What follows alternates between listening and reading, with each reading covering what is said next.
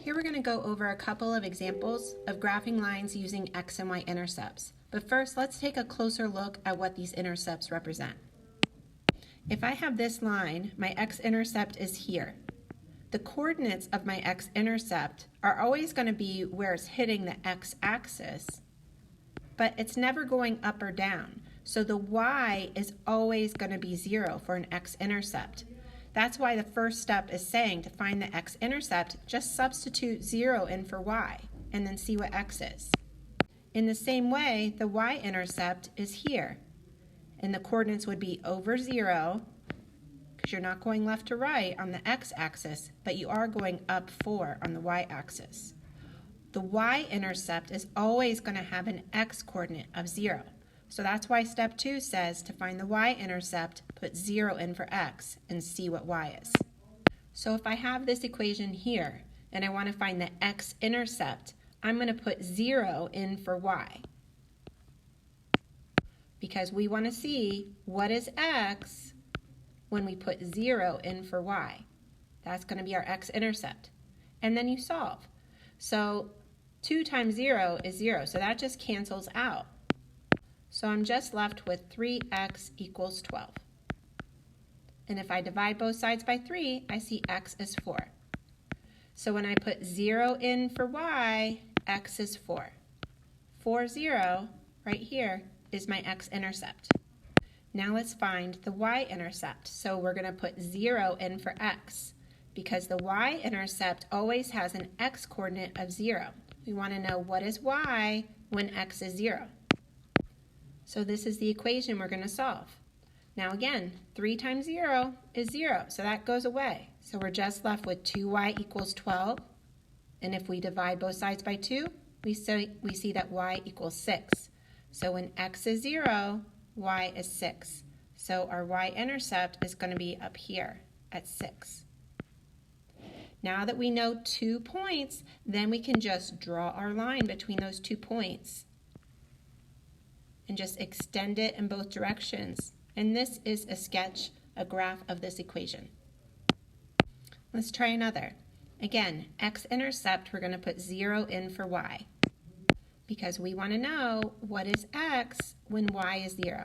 That's going to be our X-intercept. So when we solve this, 5 times 0 is 0. That cancels out. So we're just left with 2x equals negative 6. And when we divide each side by 2, we get x equals negative 3.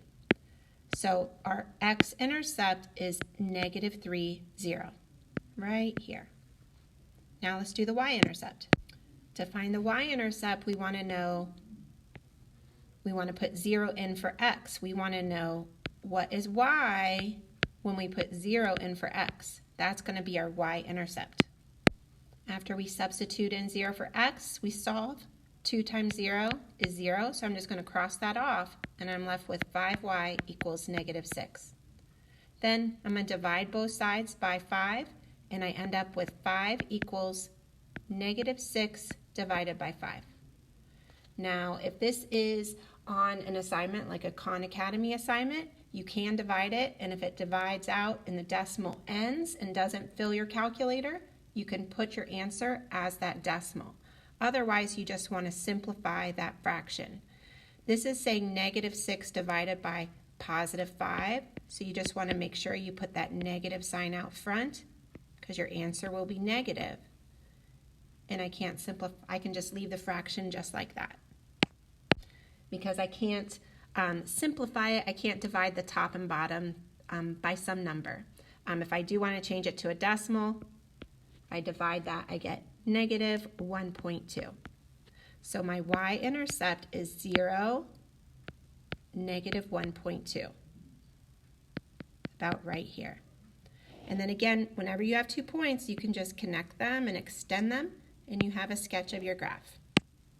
Now, when you have an equation like this equation is in slope-intercept form.